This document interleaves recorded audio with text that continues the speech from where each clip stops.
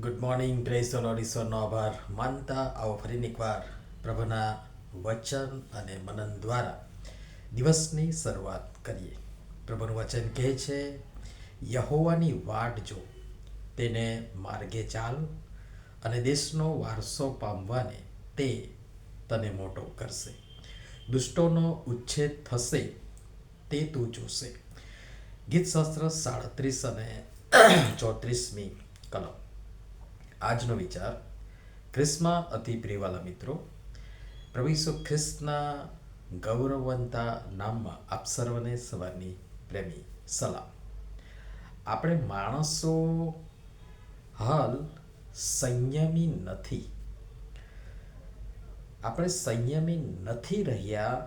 આપણી ધીરજ જરીકમાં ખૂટી જાય છે. એનું કારણ અધીરાઈ પણ છે અને અસંતોષ પણ ખરો.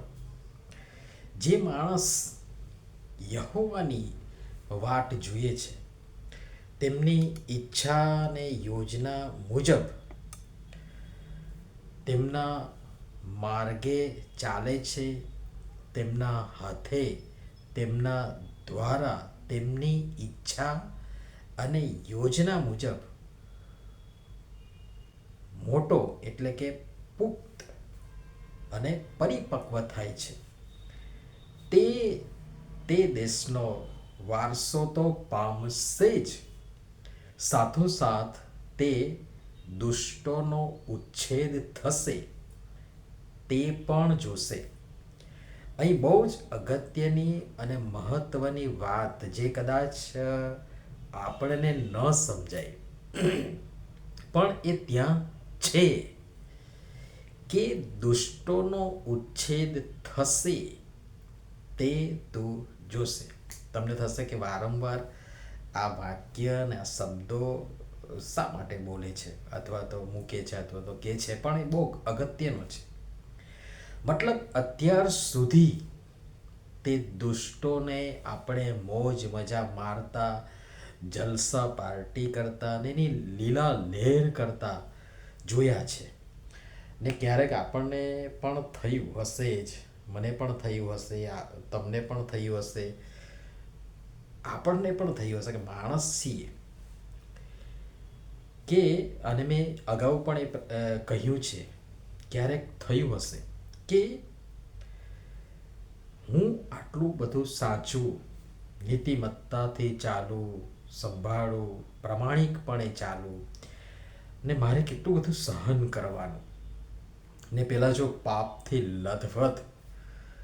લથબથ છતાં મોજે મોજ કરે, તો એ આપણને હેરાન કરનાર, નિરાશ કરનાર, હતાશ કરી આપણને પણ એ તરફ આકર્ષિત કરનાર વિચારનો છેદ ઉડાડતા વચન અને વચન મારફતે ઈશ્વર આપણ હેરાન થયેલાઓને અને આ સંદર્ભમાં વિચાર કરેલાઓને અનુમોદન આપતા, હિંમત આપતા કહે છે કે દુષ્ટોનો ઉચ્છેદ થશે તે તું જોશે.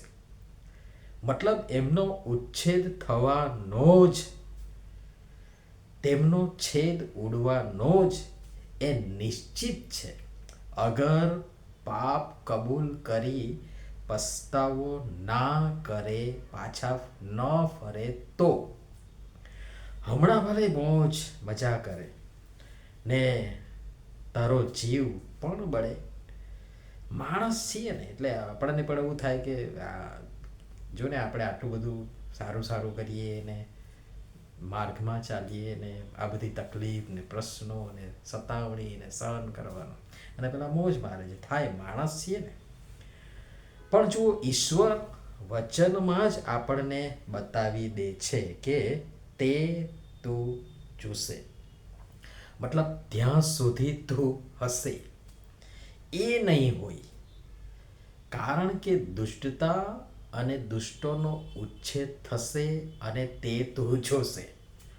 મને ખાતરી છે કે આજે તમે માથું ખંજવાળશો, પણ આ સંદર્ભમાં વિચારજો દુષ્ટતાનું શું પરિણામ આવે છે, દુષ્ટતામાંથી બહાર આવવા અને એનાથી દૂર રહેવાનું શું પરિણામ આવે છે. હજી આગળ આવતીકાલે આ સંદર્ભમાં બહુ જ ઉત્તેજનદાયક, ખૂબ ઉત્તેજનદાયક બે વચન આપી પછી આ પ્રકરણને હું પૂરું કરવા માટે પ્રયાસ કરીશ. પ્રભુ સમજવા પણ સર્વની સહાય તથા મદદ કરે. નમીએ પ્રાર્થના કરીએ. પ્રેમાળ પિતા, આપના વચનો અમને હિંમત આપે છે, અમને નિરાશામાંથી આશામાં દોરી લઈ જાય છે. જેમ આપ નથી ચાહતા કે અમારામાંથી કોઈ એકનો પણ નાશ થાય, પણ બધા બચી જાય, એમ અમે પણ સ્વયં અમારો કે બીજા કોઈનો પણ નાશ ન થાય એવું ઈચ્છીએ ને કરીએ. દુષ્ટતાથી દૂર રહેવા, દુષ્ટતા ન આચરવા અને દુષ્ટતાના પરિણામનું અમને સદૈવ ભાન રહે માટે કૃપા કરી સૌની તમે સહાય તથા મદદ કરો. પ્રભુ ઈસુના નામમાં આમેન. ધન્યવાદ.